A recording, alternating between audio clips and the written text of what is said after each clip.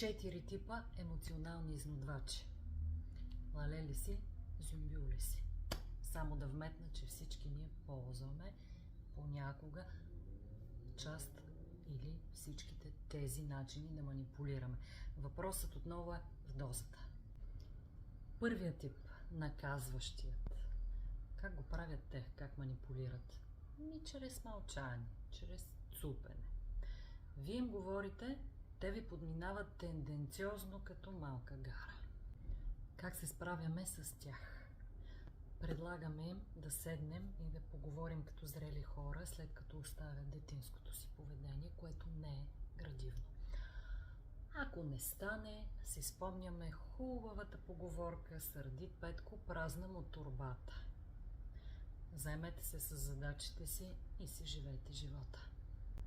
Не се оставяйте да ви вменяват вина по този начин. Другия тип, самонаказващия се вече. Как ни изнудват те? Чрез заплаха. Ако не направиш еди какво си за мен, ще спра да се храня, няма да спя, ще се пропия, ще се нагълтам с лекарства и за финал тежката артилерия ще се самоубия. Бомбата. Драматизъм, театро, хистерия, каквото се сетите. Талантът им да ви накарат да се чувствате отговорни, т.е. за всичко, което се случва с тях, е достоен за Оскарите. Как се справяме с тях? Отново по същия начин. Предлагаме разговор, след което не преговаряме с терористи. Решението им да бъдат себеразрушителни е изцяло тяхно. Това е много важно да го видите. Изцяло техен е изборът. Следващ тип – страдалецът. Как го правят те? По тънките струни.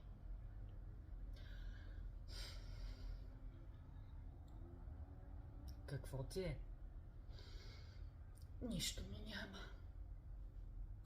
Питаш ме как съм, само когато скучаеш. Ти се сети, че имаш родители. Ако наистина ме обичаше, нямаше да позволяваш да страдам така. Да, това са едни мили, меки, кротки злобари. Как се справяме с тях? Не влизаме в обяснителен режим. Предлагаме разговор дотам.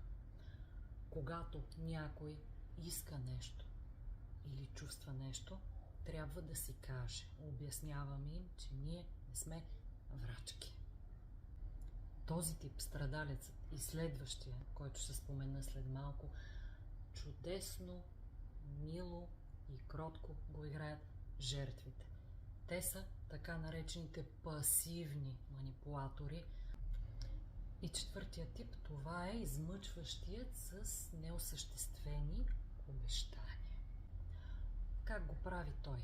Всъщност използва обещания, които вечно отлага и никога не изпълнява. По този начин вдъхва надежда и очаквания в другия, единствено за да го държи в подчинение и в зависимост. Иначе звучат много искрено. Ще го направи, разбира се. Даже пускат и сълзички. Ще се променя. Разбира се, никога нищо не правят. Освен, че постоянно отлагат, много често могат и да опитат да ви вменят вина. Ти не ме разбираш. Знаеш ли колко ми е трудно? Сега не му е времето. Как се справяме с тях? Както и при другите типове, първо трябва да осъзнаем, че това е манипулация. Но, както чух от доктор Иван Кацаров, извинение без промяна се нарича манипулация. Обърнете внимание на поведението им. Не се връзвайте на сладкодумие. И на всичките им там уж рационални причини, защо сега не е момента.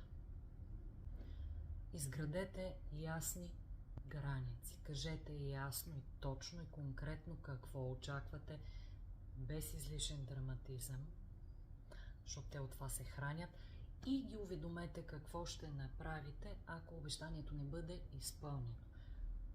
Разбира се, очаквайте, че това ще бъде възприето като заплаха от ваша страна. Ти сега изнудваш ли ме? Ти заплашваш ли ме? Не се чувствайте обаче виновни, че отстоявате себе си.